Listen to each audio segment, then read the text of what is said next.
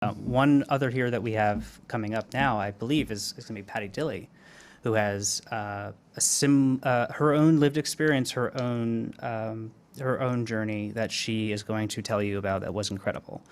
And she's been a motivation for us. I mean, since I started here, and then Nick, everywhere I've gone, she has been a light, a beacon of hope, even though she's had a lot of hardship. And so I want to introduce you to Pattie Dilly. Is this on? Yep. I guess it is. Wow, I love monarch butterflies. Thank you. Thank you so much. Hello, everyone. This is fantastic. I'm so pleased to be here today. 6 years ago, my life changed forever. On September 26th of 2014, my handsome son, Matt, died by suicide. He was 17 years old and a senior in high school. A smart kid, a music lover, a guitar player, a Lego lover, a quarter midget racer for 11 years, and oh so funny. So I am a suicide loss survivor. This is by far the hardest thing in my life that I have had to endure. I sit here today, I was going to say I stand, but I sit here today because I want others to realize the importance of talking about suicide. If you knew my Matt, you would not have seen a kid that you thought was suicidal. My Matt lived 2 different lives, though. Beneath his smile, his laughter, and his jokes, there was a struggle. Matt suffered in silence. Many others like Matt do not want to reach out to others. They don't want to talk about their feelings. But we really need to change this. End the stigma. Having events like this is a wonderful way to do this. We all work through our grief in different ways. For my husband, he built a bicycle in honor of Matt. He now bikes to work every day. He enjoys longer rides on the weekend. There's no weather condition that will hold him back. Rain or snow, he rides. I had to find my own way to work through my grief. I wanted to reach out to help others and others that had lost someone to suicide or were thinking about suicide.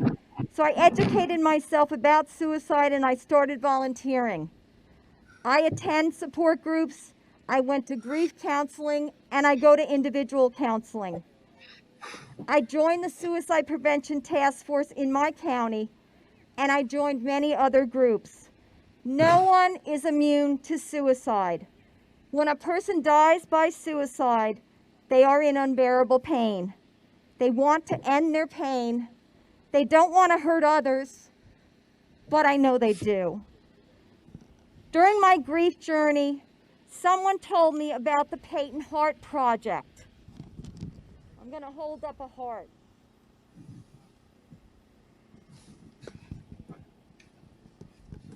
Here is one of the hearts.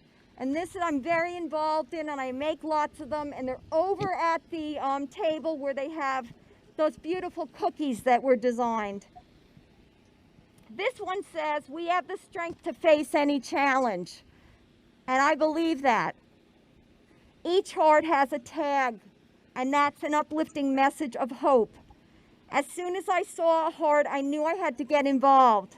The Peyton Heart Project was created by 2 women, Jill Cuban and Sue Harris from Morristown, New Jersey.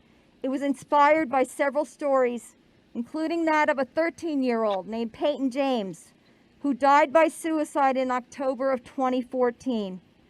During Peyton's life, he had experienced a tremendous amount of bullying by his peers. Far too often, bullying leads to depression, anxiety, and other mental health conditions.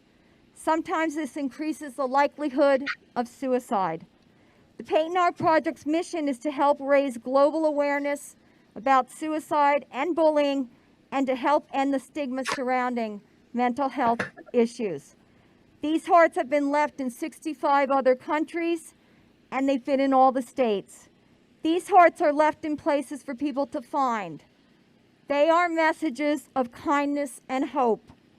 I'm sure you can see why I got involved.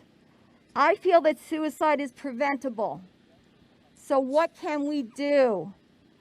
Don't let anyone's depression, anxiety, or mental health condition get out of hand. Maybe they're having a bad day, but it may be something more. Depressed individuals often retreat and isolate themselves when secretly they may want to be rescued and helped. Many times they're embarrassed to share their feelings with others. Not all individuals that die by suicide have a mental health diagnosis. Please listen, even when your family member, a young adult, a friend, a child, or a coworker is not talking. Watch their actions and their behavioral changes. Trust your gut feeling.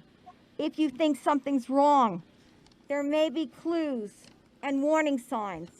Take a QPR class. That's question, persuade, refer.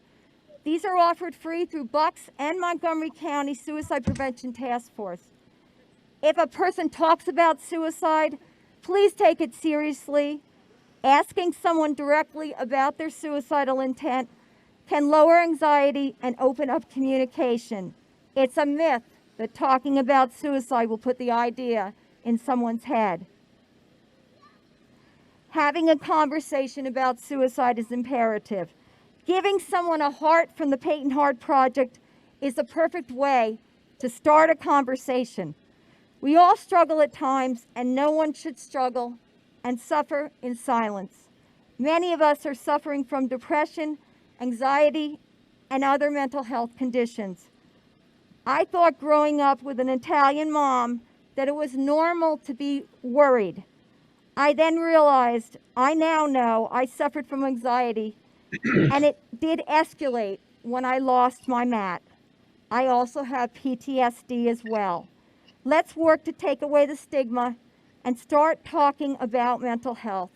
Let's stand strong and come together to be aware of suicide. Suicide is preventable. We can make a difference in someone's life. Reach out and speak up. And if you are having difficulties, please speak up. I'm a full-time volunteer.